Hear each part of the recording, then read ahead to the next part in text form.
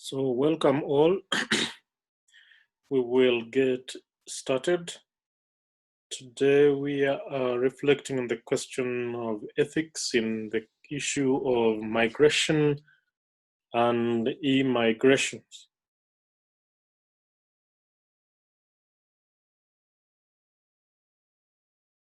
Now, at the forefront, we need to understand that migration is part of what the human race has been about.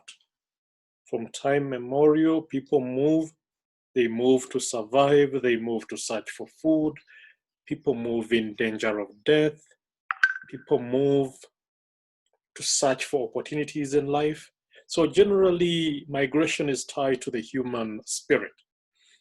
And along with the search for adventure, the pursuit of dreams, and finding reasons of hope, even when there are very difficult circumstances. So generally, migration is part of the human story. And this sort of movement from place to place across borders does impact on communities along the routes where the migrants pass. So it is then necessary that within globe ethics, as it fits within the whole frame of international relations, we ought to be able to reflect on those hard questions on whether migration is inevitable, whether migration is necessary for the survival of the human race, whether migration can be controlled, whether it should actually be controlled, and if it should be controlled, who should be controlling migration, whether migration is systematic or it is organic, meaning as need arises, or is it planned?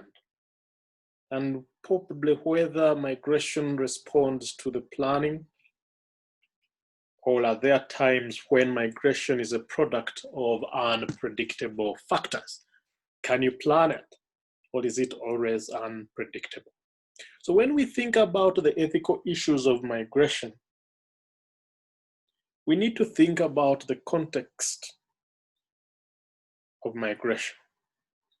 We must remember in the first instance that migration is about moving people. So, with an ethical outlook, we ought to highlight the tension between individuals and nations. There is a tension between individuals and nations in the context of migration. And discussions on this matter must always begin and end with acknowledging the humanity of those who are moving, and actually those who do not move. So because human beings are in the equation, we say that human dignity is a primary measure in determining whether something is ethical or unethical, in determining whether something is moral or immoral. That's why our first class was on equating and tracing human dignity within the context of human rights. Okay, so when we are reflecting on the ethical issues related to migration, we must remember that we have nations and states with boundaries, and we have people moving. It is necessarily going to bring about tensions between individuals and nations. So we then have to be cautious and know that when discussing issues of immigration, we must acknowledge the humanity of those who move and those who don't move. And you see, the human condition is complex.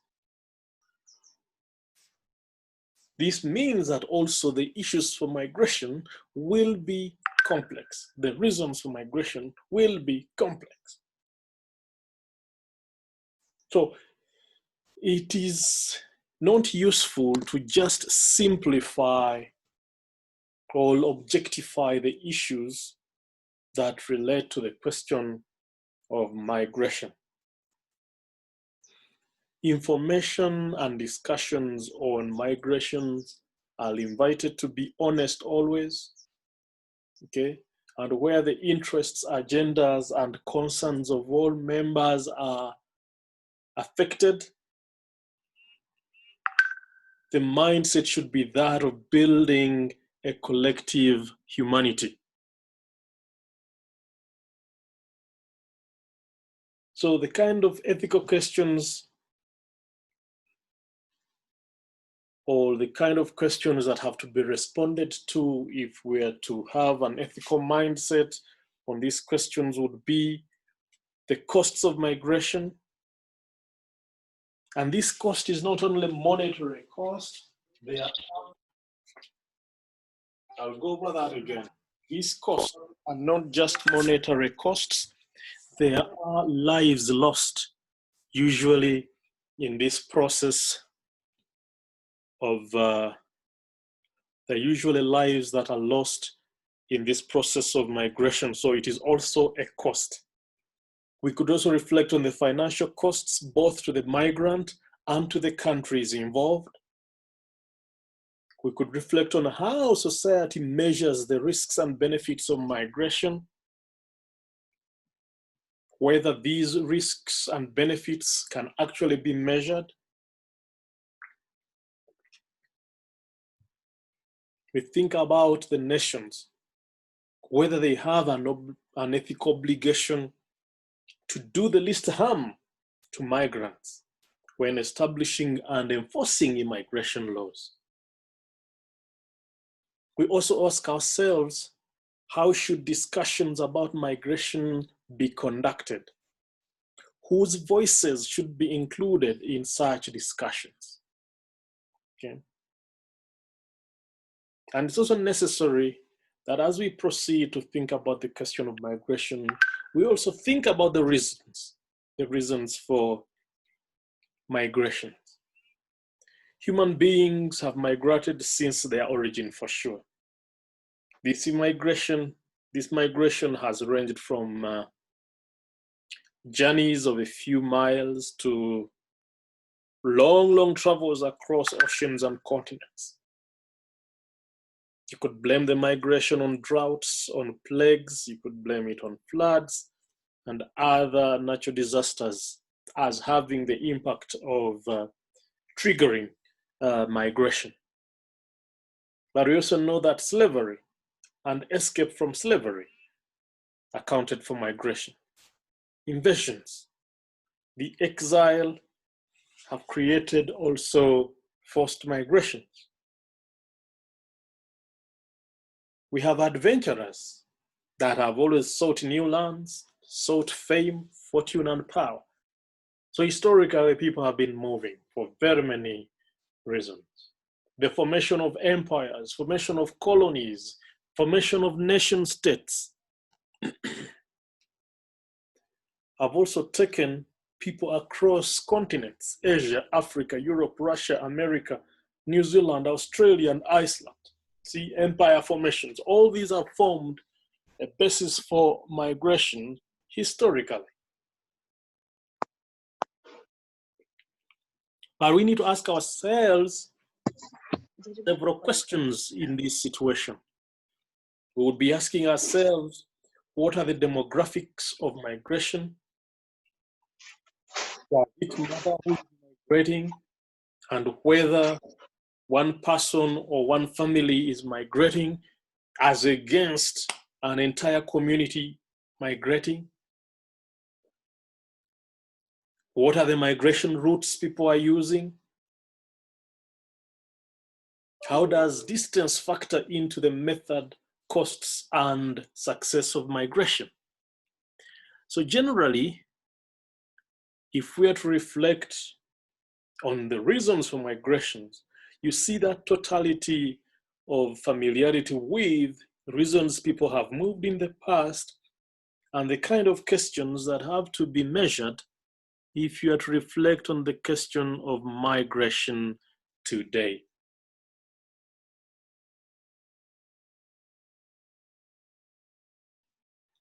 Now,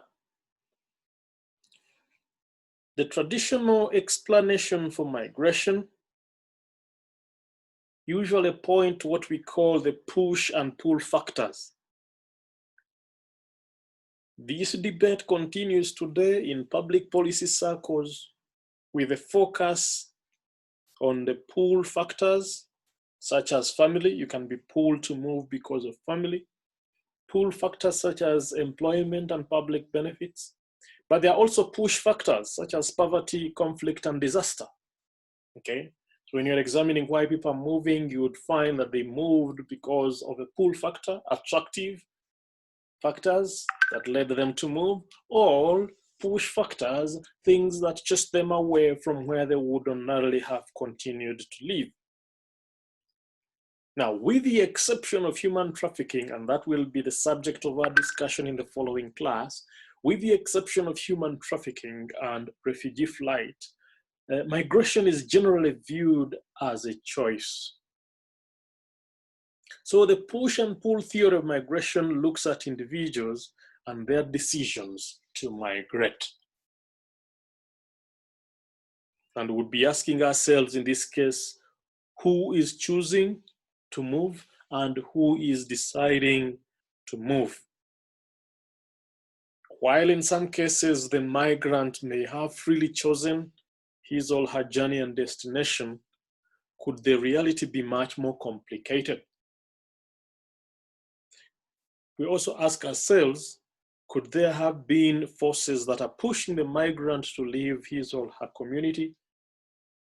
Could it be loss of land? Could it be natural or man-made disasters? Was it instability? Was it poverty?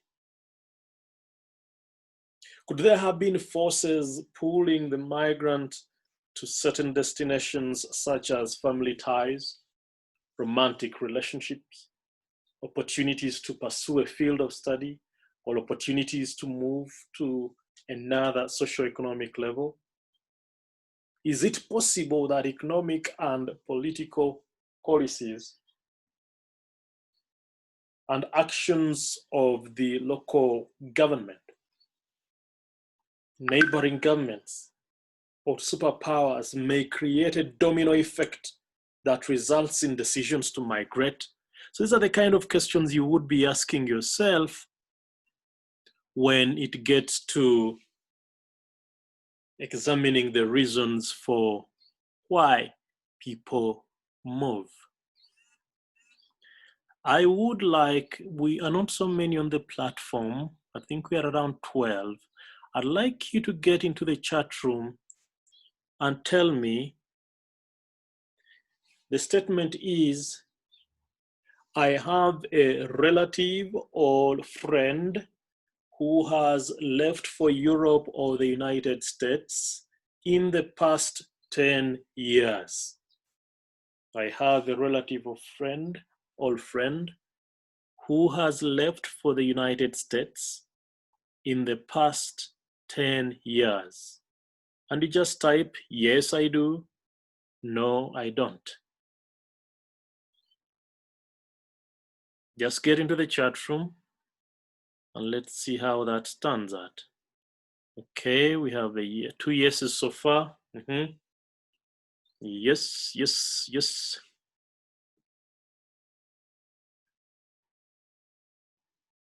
Okay. I have 1, 2, 3, 4, 5 yeses. Get into the chat room. We are more than that on the group. Okay. 7, so in the last 10 years.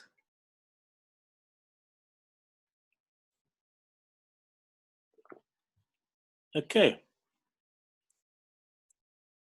So almost everyone knows a friend or a relative who has left for Europe or the United States in the past 10 years.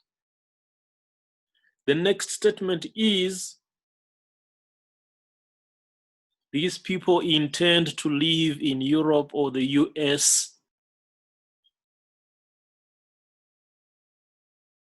These people intend to live in Europe or the US. You just type yes or no. If they're just visiting and coming back, you type no. Okay, these people intend to live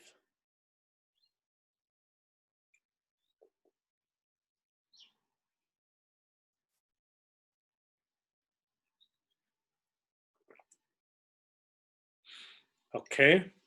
So again, it seems everyone is saying, yes, these people intend to live in the US. So they will be migrants. Okay. Now, the next question is, type push or pull, depending what the situation is. These people were pushed into the US, meaning difficult circumstances here, or were pulled into the US and Europe because US and Europe were attractive.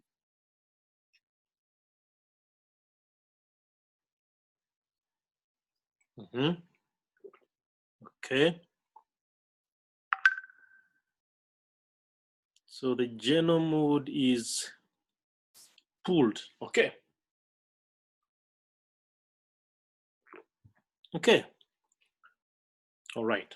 So you would agree in the circumstances that, assuming most of you are Kenyan or several African countries, that it would seem that our people move to Europe or the US because they deem those places to be better placed to give them a life that they would desire to have. So on the push and pull phenomenon, they are more pulled than pushed. Okay, so you would say that fewer and fewer people in our continent are living because of conflict or disaster. They are living partly because it is more attractive. But this is a chicken and egg thing. It could be that the poverty on our continent may be part of the problem. But we know people in Uganda who have sold off their plots of land so they may process visas, so they may process travel arrangements. So these are people who may not necessarily be poor, but have been able to assemble resources. Someone who is able to put together the resources necessary to process an employment status or visa application, something like that, for purposes of traveling. They are usually not poor people. They are usually people who think that where they are going is worth the investment. So it would be the pull theory of migration that would explain that. Okay.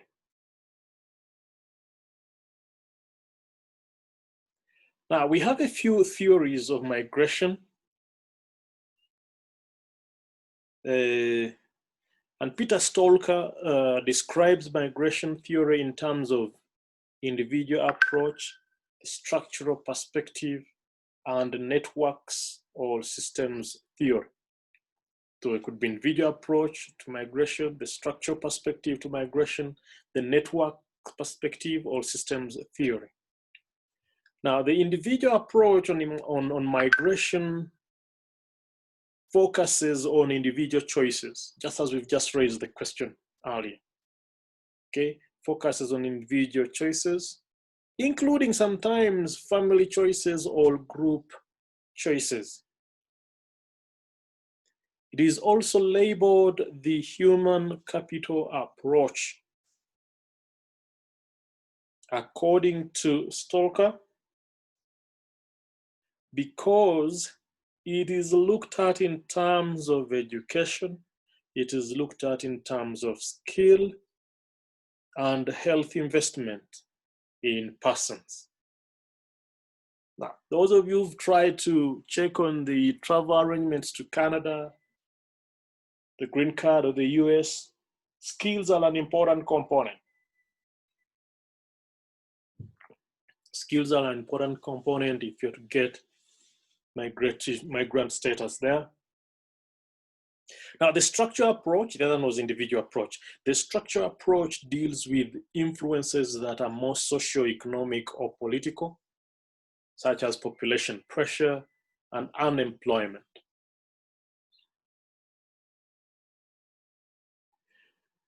From the people who left to go to the US, you would discover a lot were not discovering the opportunities they were yearning for. Some are graduates looking for jobs, they can't find them. Or if they get the jobs suck. And then they say, no, let's try somewhere else. Now, the network and systems theory of migration involves more than individual decisions and structural forces.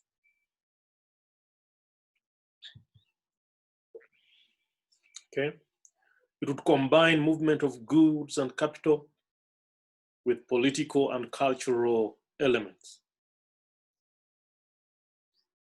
But the migration theory has also been challenged in terms of gender. That's been challenged in terms of gender. Because scholars are arguing that traditional migration theory does not help explain the circumstances that encourage women migrants to enter into trafficking channels. Well, passenger train. Mumbi, please mute yourself.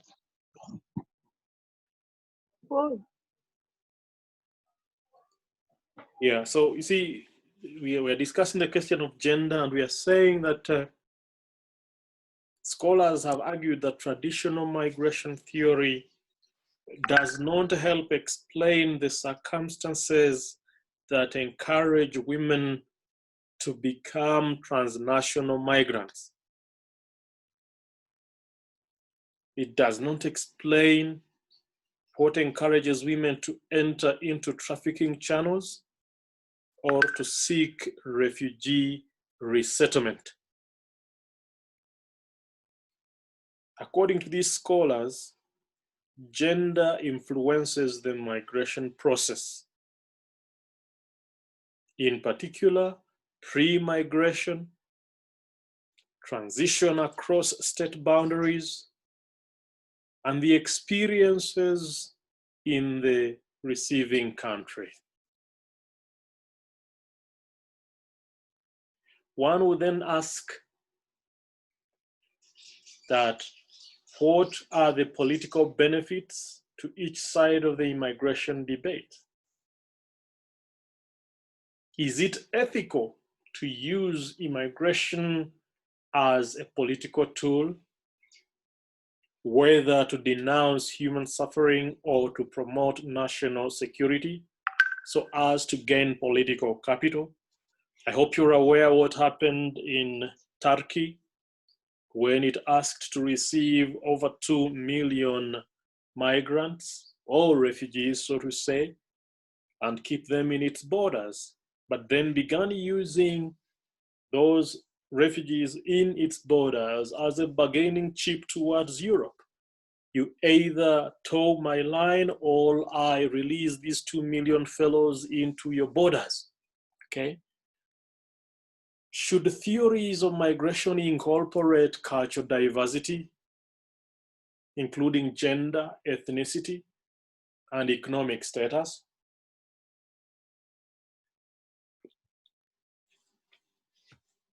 Must a discussion of migration incorporate a myriad of theories? Or is policy best served by identifying the principal reasons for migration?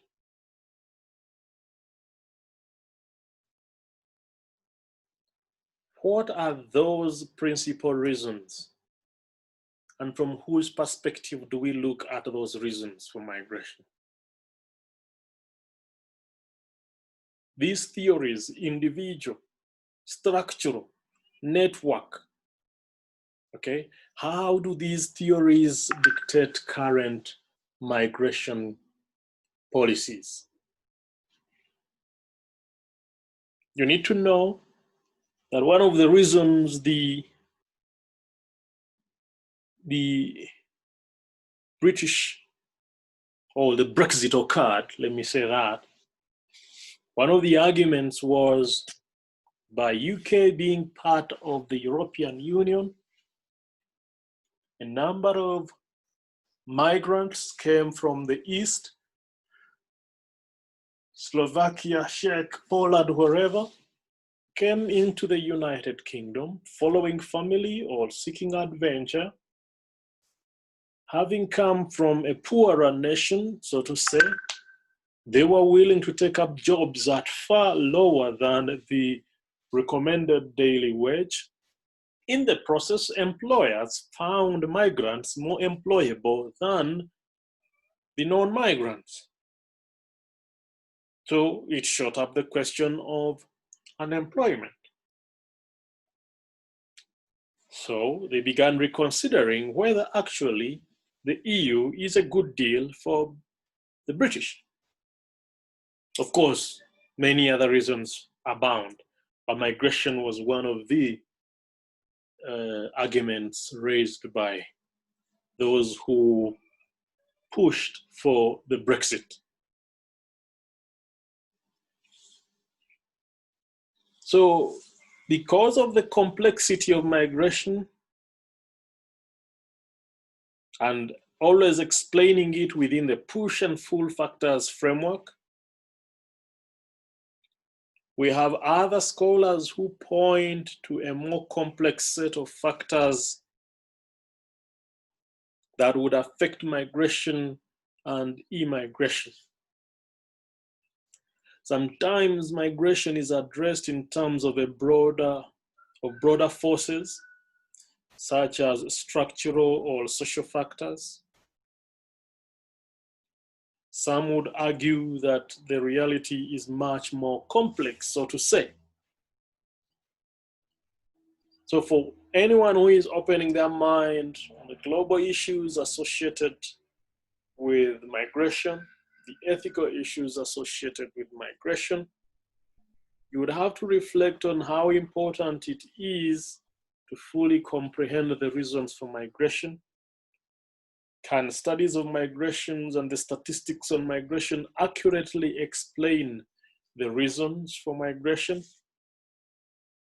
Does discussing migration in terms of theory or multiple theories impact on the types of policies designed to address migration?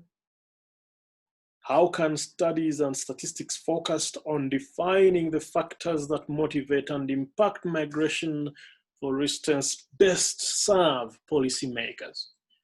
So you are an ethicist in your State Department for Interior, for Security, for Foreign Affairs, and these are the things you have to examine. What ethical outlook do you bring to them? We also need to know that the migration characteristics have evolved over the years.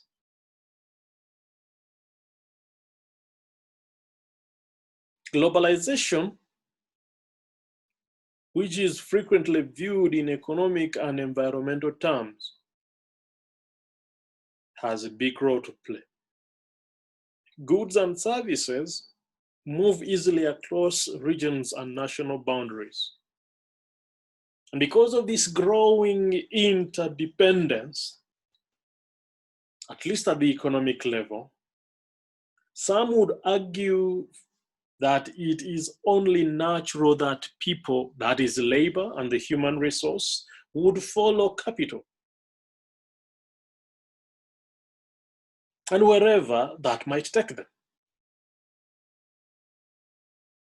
Similarly, some would argue that people should not have to move for jobs, but instead, governments should encourage capital.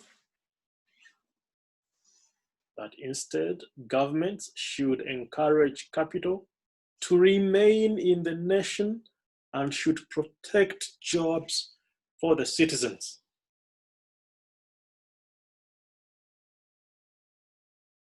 Global warming and resource depletion have no boundaries.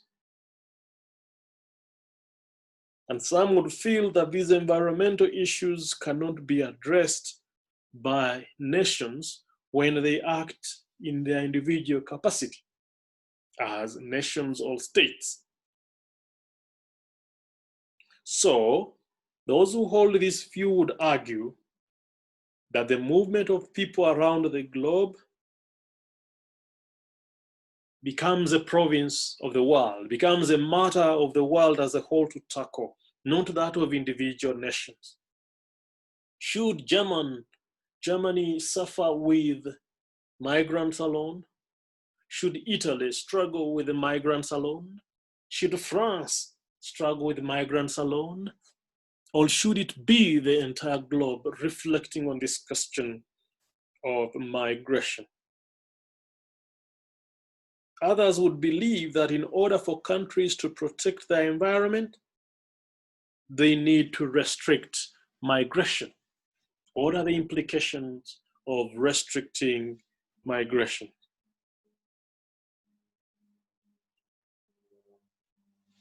What would be the implications of restricting migrations in that sense? It is also the case that the destinations in migrations are shifting. There used to be a time when migration trends were pointing to movement from developing countries to industrialized countries. It seems that those trends no longer hold today. You can even feel it in the questions I asked you earlier. I was asking you if people are moving from our developing countries to presumably industrialized countries. But then it is the case that those patterns do not fully hold today. Okay? With the digital generation and the burst in intercommunications, many professionals are leaving the United States and are returning to India because there had been a huge movement of Indians into the US. Now, a number of them are moving from the US to India. A number of small farmers in the United States are known to be moving to Latin America. And as businesses expand to various international sites abroad, migration amongst developing countries also increases. There are also new considerations in determining destination. Language and customs have a significant role in determining where people will go. For instance, human rights entities in Colombia prefer to send their persecuted members to the Spanish-speaking countries. And as is the case because of the previous colonial situation, many of our people from the Commonwealth, developing Commonwealth, have had to end up in English-speaking countries. It is also the case that these human rights entities in Colombia choose to send their members to more welcoming nations. It is not by accident that Indonesian women are often going to Saudi Arabia to work, partly because the Muslim families in Saudi Arabia want Muslim women working in their homes and caring for their children. Okay, so then for ethical discourse, we will have to be asking ourselves whether focus on industrialized countries' response to immigrants diverts attention from this shifting movement of people to non-traditional receiving countries. There are countries now receiving migrants, that are not the traditional receivers of migrants? Should the world be reflecting on only the industrialized nations for the immigrations question?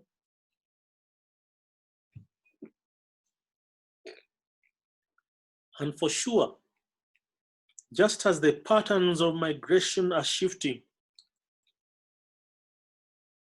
do the ethical issues and concerns also shift and change, or do they stick around? We also ask ourselves, does the destination of migrants make a significant difference in the discussion of migration generally? So these are the things that we keep reflecting on when we bring the question of global ethics into international relations as they impact on the question of migration.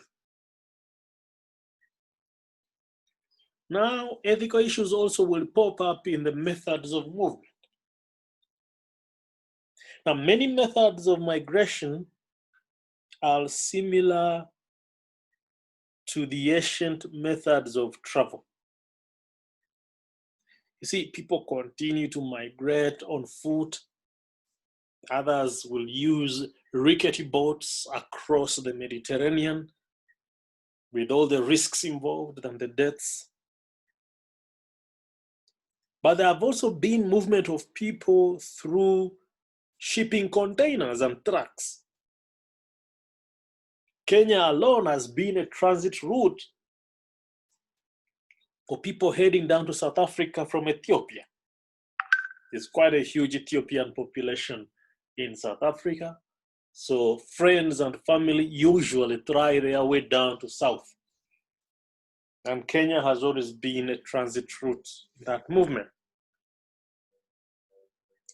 Now, attempts to migrate have also included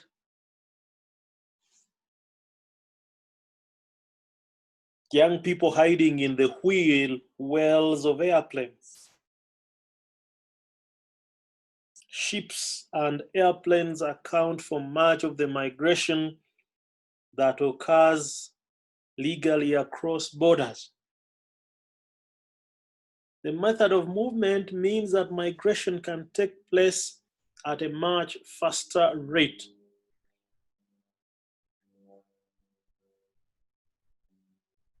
The newer movement methods are riskier in that sense.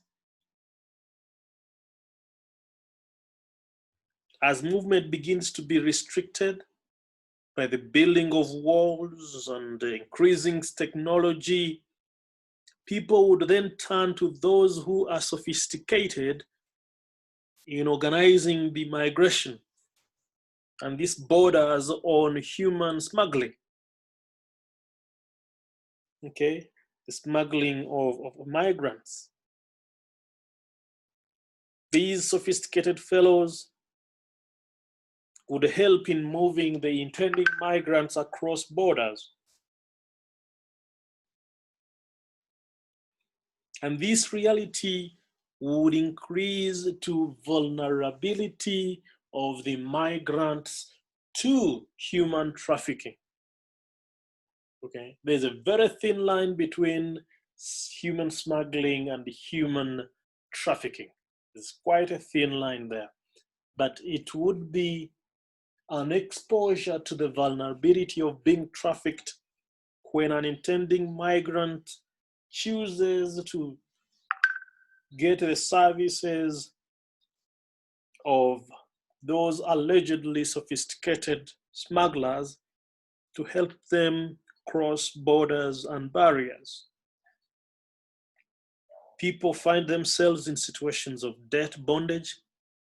They will be forced to pay off large debts incurred to those who are transporting them, while others fall victim to real human traffickers who make false promises but essentially are subjecting them to forced labor, sex trafficking, or even organ trafficking.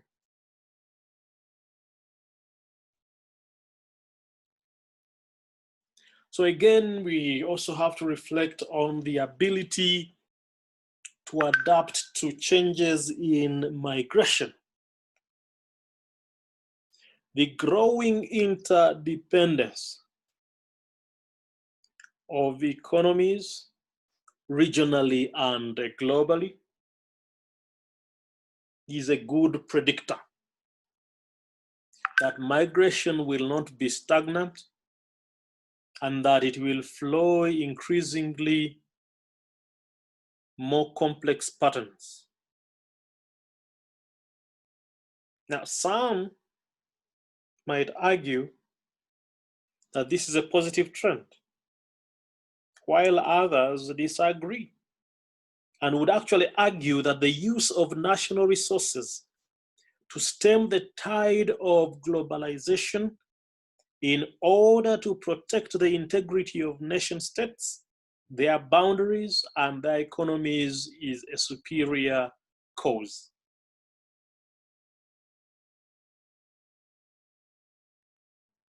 Now, some might posit that globalization is occurring in spite of nation states, and quite believably so, while others would argue that globalization is the product of decisions and actions taken by nation states.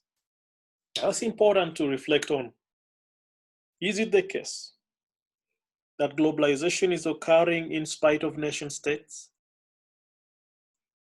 Or is it the case that globalization is the product of decisions taken by nation states?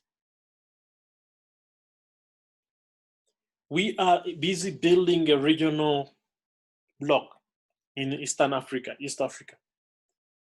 Okay, Burundi, Sudan, Rwanda, Uganda, Kenya, Tanzania. Okay, and we're trying to keep together as one common market. Economic seems to be the driving feature. Trade seems to be the driving feature. And hopefully that because trade has started, then people will move. And we then forget that the boundaries we have in many of our nations were arbitrary boundaries. We also forget that social integration might be the most certain guarantor of an economic and later political integration.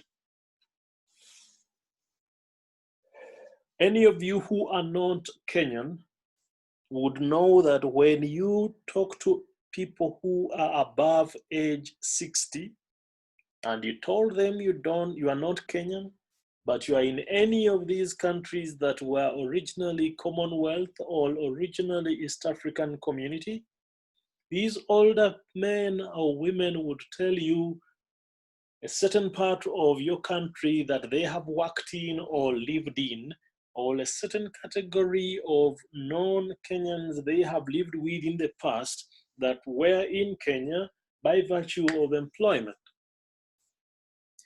One would actually wonder what the impact would have been if the East African community had not collapsed in 1977. Couldn't it be that we would now have a generation across these 5 countries, at least, let's say the 3 countries, Kenya, Uganda, and Tanzania, a generation and a population that has no deep connection to their tribal roots, for having been raised across borders, for having been raised, born and bred and raised in contexts other than their own traditional communities. It would have been an interesting scenario to examine what the impact of that would be. Would we be as ethnically aligned as we are today? Would it be a matter of life and death who gets to the presidency in the country? Maybe yes, maybe not. What then would be the impacts of sending countries, meaning countries losing people to migration? And for this, we need to think about what are the decisions guiding immigration. If you're non-Kenyan and you're living here and you intend to live here, you are a migrant. If a Kenyan wants to go out, they are emigrating, EMI. They would like to emigrate. Now, some sending countries believe that borders should be monitored and exit permits should be restricted in order to stem the flow of labor and intellectuals.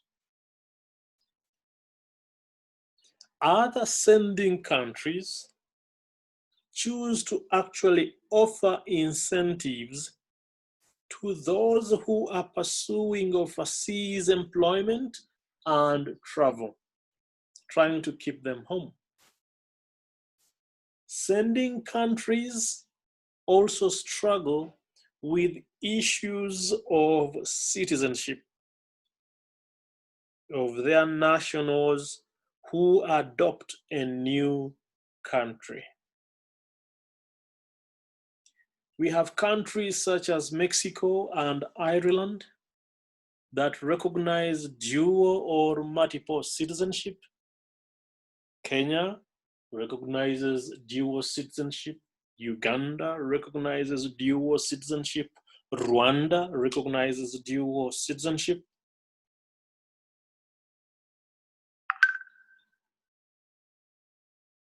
And that they would retain their nationality even if they obtained citizenship of another country. Other countries do not recognize dual citizenship. So once their citizens obtain citizenship in another country, they lose all rights of nationality in their home country. Another question that faces the sending countries is the extent to which they will protect their citizens who are residing in another country.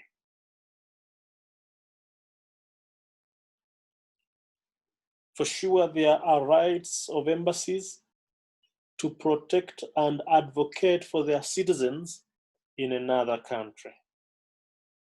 But such exercise of protection requires the use of political capital and resources to commit to effective advocacy of their citizens abroad.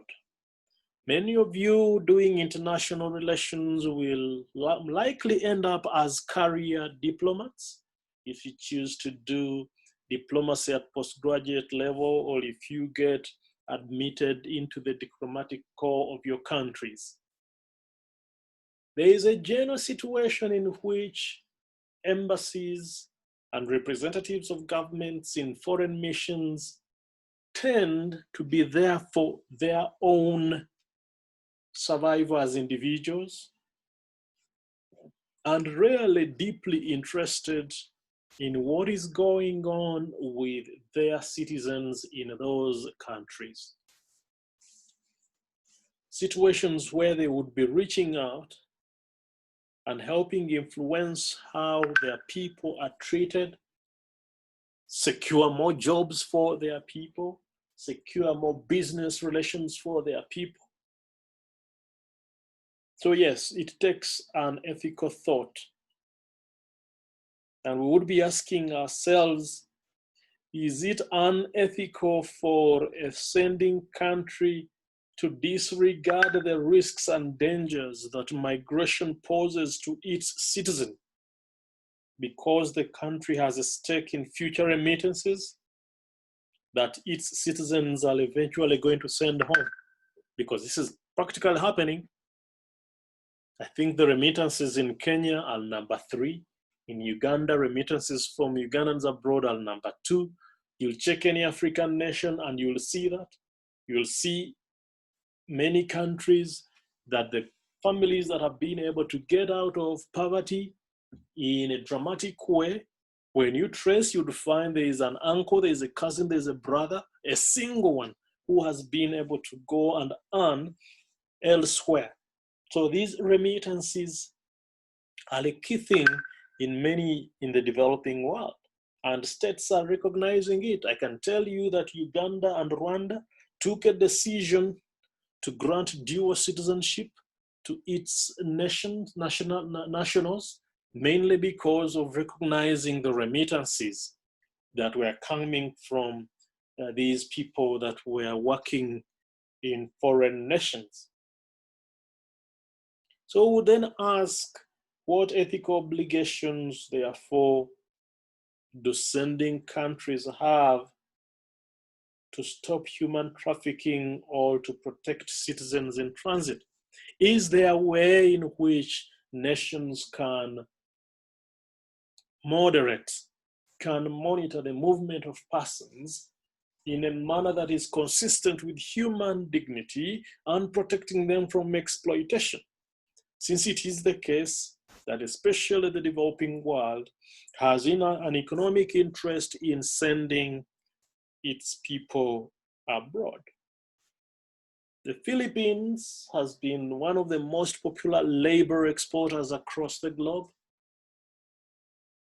My first experience was in 1998 when we were in Tripoli, and I'm finding the cleaners of the toilets, the cleaners of the bedrooms, and everything, all the suites and the hotel we're staying were Filipinos. I said, oh my God, how could it be that Tripoli is a net employer of the Filipinos? We go to church. I'm Catholic. I think there are only two churches in Libya that time. So this whatever in Tripoli was largely Filipino congregation, when we went to the Catholic church there. And it was interesting to find that as early as the 90s, the Filipino community had already moved aggressively across the globe. So I get down to talk to some of these Filipino sisters and ask them, how come you have a very huge Filipino community here? And they said, no, it seems like it is policy back home that the government would even facilitate the movement of people if they are to go search for jobs in whichever part of the country, mainly because the idea of remittances. Now, are there any benefits associated to immigration? Remember, we said immigration is going out of your country. Now, some benefits of immigration include a reduction in population stress. If people are moving out, you can say, well, the numbers are dropping, therefore the population pressure on the resources available is subsiding. Now, this would in turn reduce stress on the land, if land is needed for food production or land is needed for housing. But it would also reduce the stress on the resources such as water, heating, oil, or wood and services. Now that is at the mass scale. If people are moving in a mass scale, what kind of benefits would the sending countries count on? And you could say that also immigration brings to the sending country capital in the form of remittances, what I was developing earlier. And it serves as an inexpensive form of foreign aid. These guys are sending money to pay school fees, they're sending home money to build houses, they're sending money home for business. Okay, so that comes as an inexpensive form of foreign aid. And immigrants also send new ideas. They share culture, they share technology. Immigration rids the country of the malcontents, the dissensions, and criminal elements. It's partly true. I mean, we have guys who would rather be in jail if they get an opportunity to bolt and get out of the country. That lessens the stress on the criminal justice system. Now, the government can use immigration as a mechanism to also maintain its political control. For immigration also shifts the care of the elderly to receiving countries. Okay. Now, I don't know if you're aware that the Somali community has been able to claim its space in a number of Eastern African countries, partly because of immigration, looking at Somalia as a sending state, and the ability of the Somali community to do business and cooperate and innovate. It's an interesting experience there. But there are also losses associated to immigration. Sending countries also lose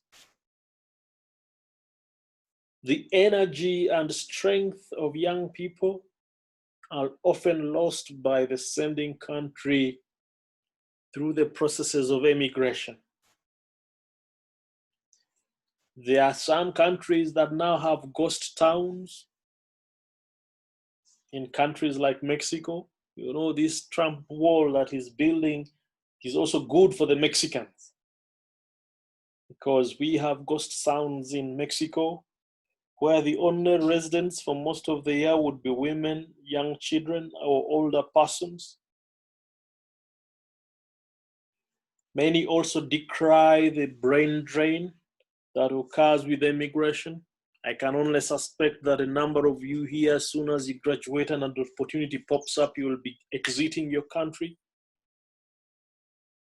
These persons note the investment that sending countries have made in the education and health, only to lose these minds in their prime to another country. A further loss is the community infrastructure. Older people and children are left in many sending countries without mothers, fathers, sons, and daughters. The tradition of families and communities get disrupted. And this disruption, for sure, translates into other parts of the social structures in the sending countries. It can also be argued that there is a loss of capital that usually travels with labor and intellectuals abroad. Others see this departure as part of the necessary growth of intellectuals and the natural result of capitalism.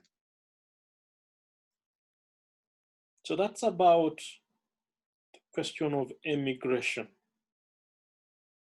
Let's talk about what happens in the transit countries when people are moving on their way to their destination, on their way to the receiving countries.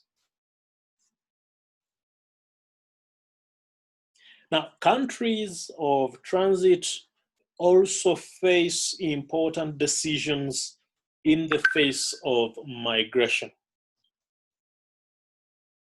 Some countries believe they must close their borders, especially when large numbers of persons are crossing into their countries. An example here would be Honduras, which in 1980s posted soldiers at their border with El Salvador. And their intention was just to bar or prevent the entry of Salvadorans who were attempting to flee the country using the Sampul River into Honduras. We also have countries hosting refugees in transit, facing a huge drain on their resources, food, water, and land.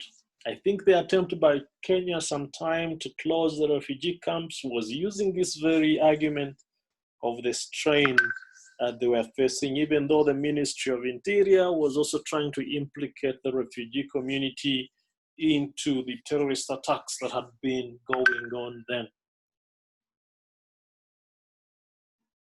So countries hosting refugees in transit also have this drain on their resources. and there would be conflicts between refugees and the local population.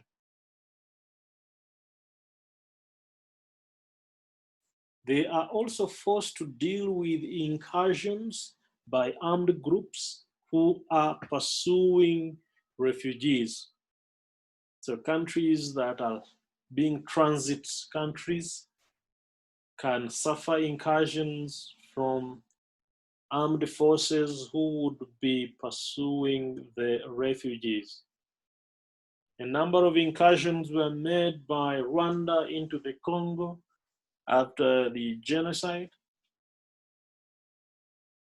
Uganda into DRC also.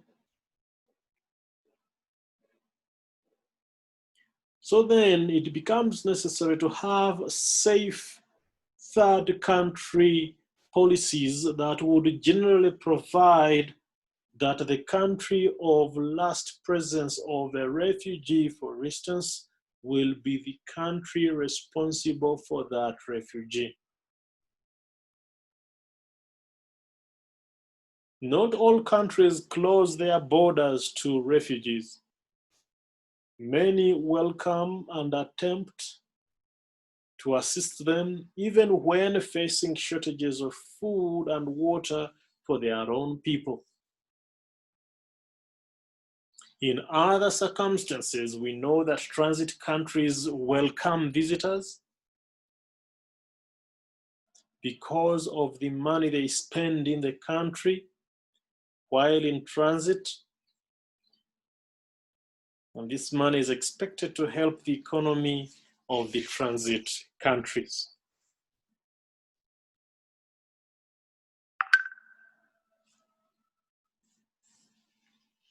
There are several families that live along borders and transit back and forth. These families were split by shifting borders. Anyone who has lived in Busia, Malaba knows that. It's been a serious challenge to even deal with this COVID situation. What do you do with a person who lives in Nambale and has a farm across the border in Dabani? How do you deal with someone who lives, say, on the Malaba route? The place is Amukura, okay? Lives in Amukura on the Kenyan side, but has a farm in Amukura on the Ugandan side. You know, how do you deal with the Maasai population on the Kenya-Tanzania border, where these people move back and forth? These families are not transiting through, but are transiting back and forth. They could be visiting family. They could be doing business on both sides of the border. They could be farming. You know, I had an experience. Actually, it is common on all these border points. There are kids who go to school in Tanzania from Uganda, and the bus moves from Tanzania, goes to pick kids from the Kenyan side at the Namanga border. It is also the same thing that happens with Isebania. We also have kids going to school in Kenya from Tanzania. Okay, and there's a sort of back and forth there. Okay. So historically, the United States has taken the position of encouraging this cross-border connection. Many who live along the border have been issued with border crossing cards to allow shopping across the border, to allow visiting across the border, to allow work across the Mexico-US border point. But this situation is different from the transiting of large groups of refugees, and thus transit nations may develop different policies depending on the circumstances and the numbers of transiting migrants.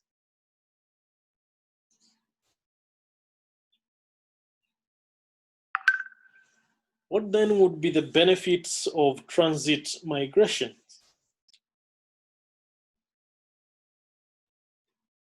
Now, benefits from those transiting may be capital spent in tourism and shopping.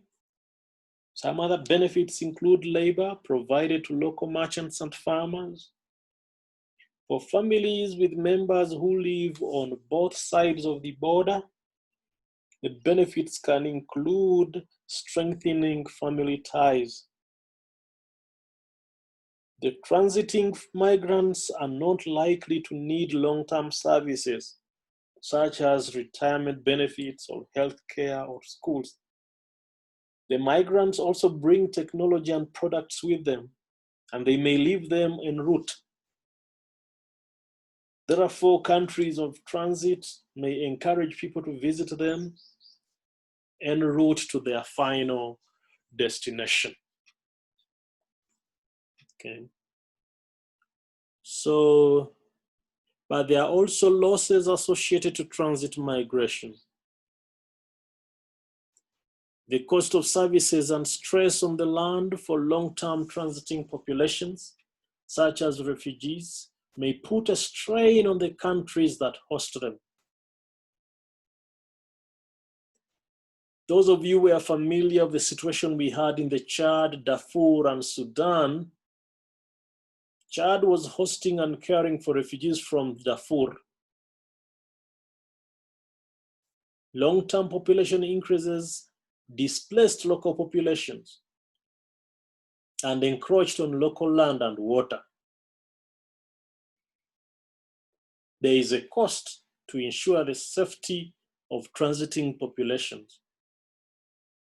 There are expectations from the international community that countries which are already poor and struggling to provide for their own people would be able to find support from the international community for transiting populations. But this rarely comes.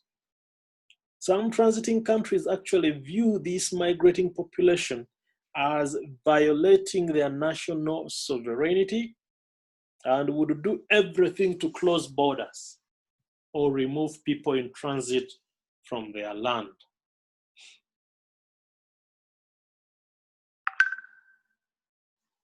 We then have the immigration question as it relates on the receiving countries. Because the receiving countries also have to make decisions regarding immigration. That's why we have the immigrations department at near your house. So in some respects, receiving countries face decisions similar to countries of transit. In other respects, the decisions are much more complicated. For instance, the decision whether to close a border or to close which border depends on the relations the country has with the sending nation or transit nation. It will depend on the type and number of immigrants that arrive from that country and the political, social, and economic environment which exists at the time of the migrants' arrival. Now, questions which factor into decisions about closing borders would include the cost of closing the border, cost in terms of financial, technological, and human resource needed. It would include the human cost, loss of life, crossing deserts or seas. It would include the geography and feasibility of crossing the border, of closing the border, and the political will to close the border. So you realize that receiving countries must decide whether they will accept any immigrants at all.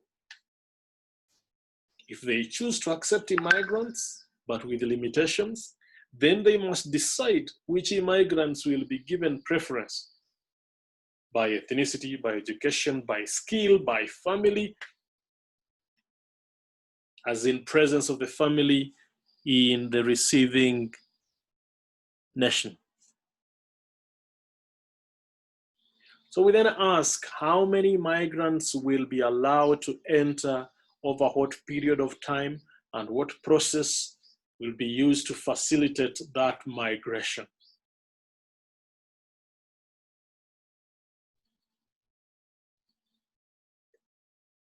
So I would like to ask you, are there any benefits of immigration?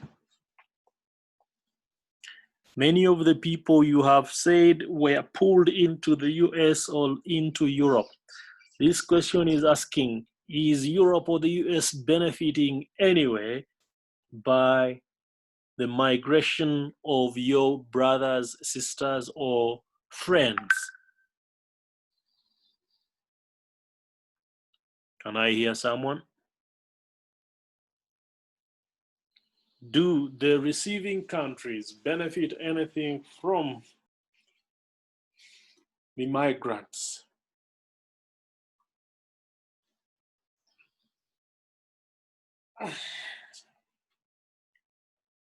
Okay.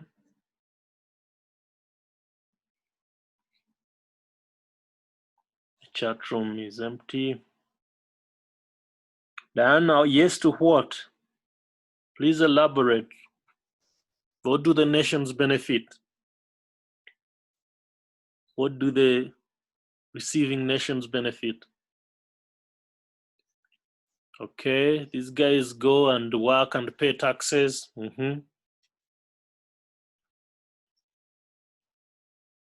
How else do these nations benefit?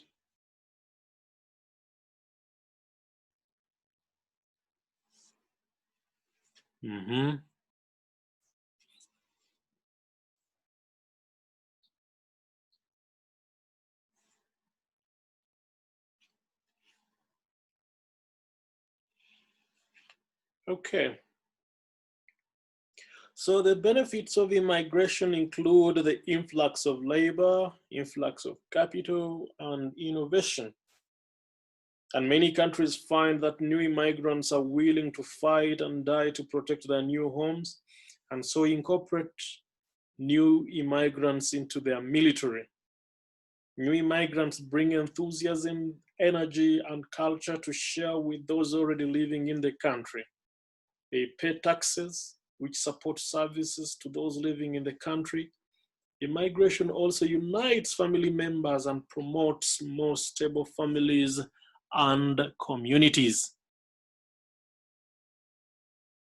The question could be, is it ethical for businesses to hire foreign workers who are already trained while at the same time refusing to train native workers and thus creating an underclass of unskilled citizens, while taking skilled labor away from other countries? What ethical responsibilities do receiving countries have to compensate sending countries for the education invested in immigrants who contribute to the receiving countries? These are ethical questions. Is it ethical for receiving countries to require immigrants to pay taxes and yet deny immigrants the benefits funded by those same taxes?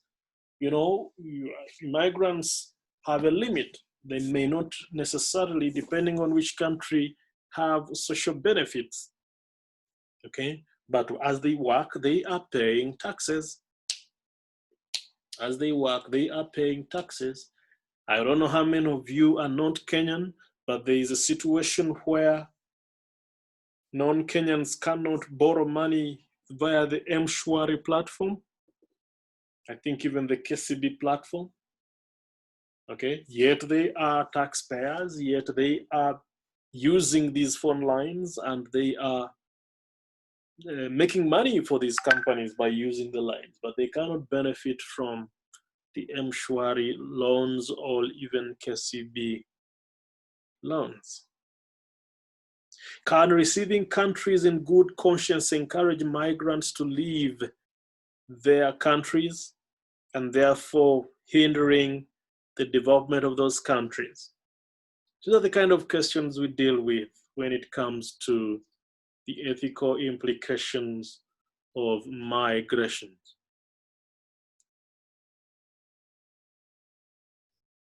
Okay. We could also ask, is it ethical for entire groups of people to be excluded from benefits of their labor because of the manner in which they entered the receiving country? In some of these countries, they're called undocumented migrants.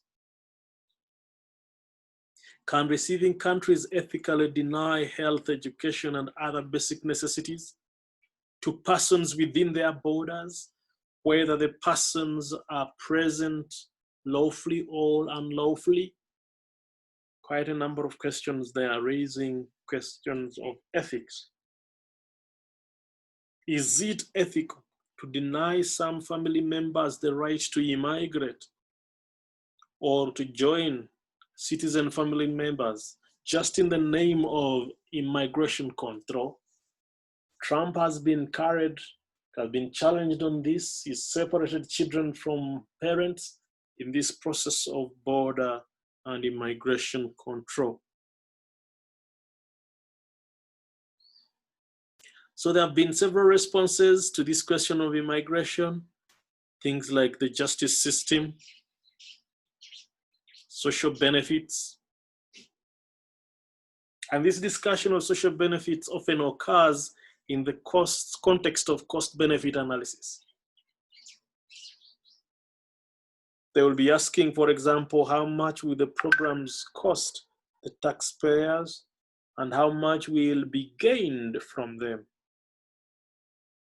And for sure, some could argue that availability of social services, regardless of immigration status, is a draw for people who enter the receiving nation.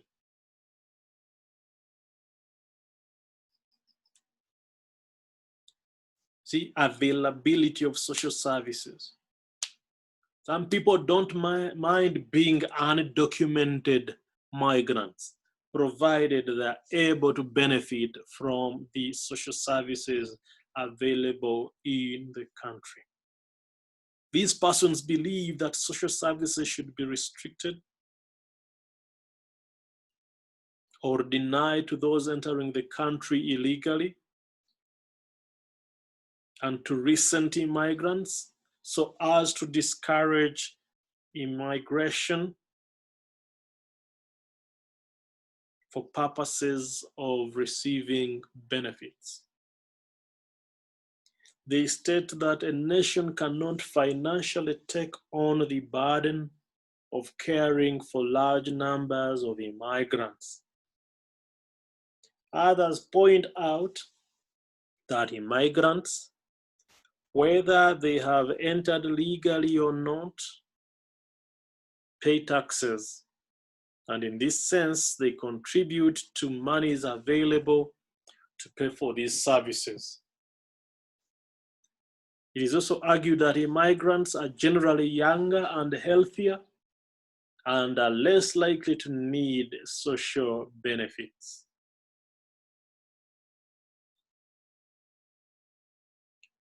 Then the question of employment. During economic declines, jobs are zealously guarded. Many argue that citizens cannot get jobs because immigrants are willing to work for less. Yet it is the case that there are employers who simply cannot find laborers and must actually recruit from abroad or move their companies abroad. Okay. Now, legal rights for immigrants in the workplace help some,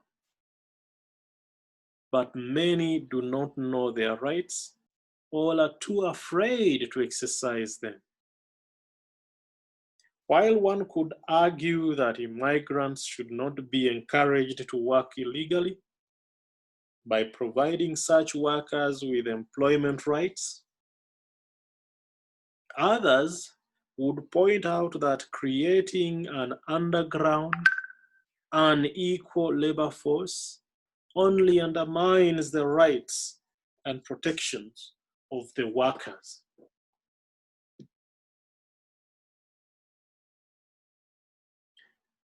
The question of healthcare also pops up in this discussion on migration. Healthcare is a service generally provided to all, including immigrants. It is difficult to treat and care for only the native-born population when dealing with a contagious disease. Diseases spread regardless of immigration status, yet the cost of providing even basic services could be enormous. So taxpayers' money would be used to cover these services. And it is true that immigrants pay taxes and therefore help to pay for the health services that they receive. It is also true that much of the medical care is being provided by healthcare providers from abroad. Nevertheless, a growing population from immigration puts an increase on demand for services on health and healthcare providers. It has been proposed to have healthcare providers report undocumented migrants to the immigration department. Yet in proper service, especially in the faith sector, this reporting is usually withheld to protect the migrants from deportation, etc. Yet others fear that parents will not take dying or sick children to the hospital if you insist on documenting the migrants. So those are the kind of things that people struggle with. Should the whole country, should the whole globe open its borders and allow movement left, right, and center? How do we handle that? Now, there are numerous international conventions and agreements that deal with the question of migration. Some of them specifically address migration, such as the Convention relating to the status of refugees and the Protocol relating to the status of refugees. The International Convention on the Protection of Rights of Migrant Workers and Members of their Families, as well as the International Convention on Transnational Organized Crime that also covers arms and trafficking in persons. But some other covenants and conventions incorporate provisions that handle migrations, such as the Convention on Elimination of All Forms of Discrimination Against Women.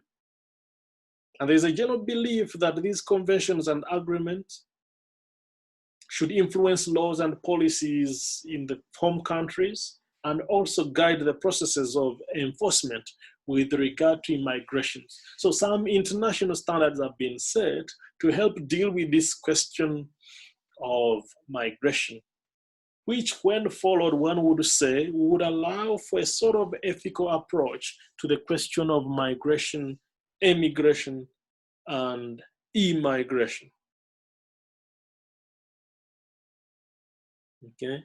Some regions choose to cooperate together. The EU would cooperate with, the member states within the EU would cooperate on the question of refugees. Sometimes it is left to a single nation to deal with its problem. So we can then conclude that the immigration debate is all pervasive. It is with us. The questions we each responded to in the chat room show that every one of us has been affected by migration. You have a relative who has emigrated, who would be a migrant, and has to deal with the immigration authorities in the receiving countries. All it can unite a country or a region, if not divisive. Interests of citizens and migrants may sometimes coincide and sometimes diverge. There are a myriad of ethical issues and questions which should be discussed and debated, whether it is immigration, immigration, or migration. So as a framework of this debate, some crucial questions as who are migrants today? How do we understand their needs and rights? What rights do migrants have? And how do those rights compare to the rights of those who do not migrate? How are the needs and rights of migrants to be balanced against those of the people in the sending countries? These list of questions all have to be dealt with. So if you are a student of global ethics in international relations, be sure you will always face the question of migration. If you're a practitioner, you will always face the issue of migration. If you end up as a diplomat on behalf of your country or working with a foreign mission on behalf of your country, you ought to have an openness to the idea of migration and the ethical issues associated therewith. I'll be glad to take any questions at this point in time. Do we have any questions? We started off 15 of us. I see 9 in the room. Wengine jumped out.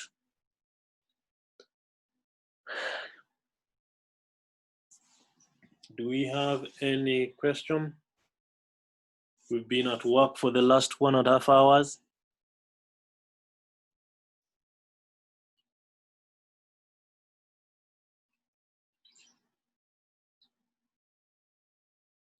Okay.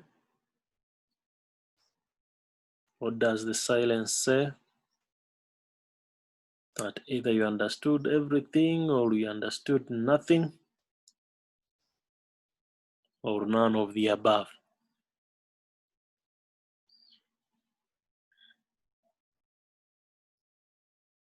Okay, since there is no other question, we will allow ourselves to end here and meet again next week.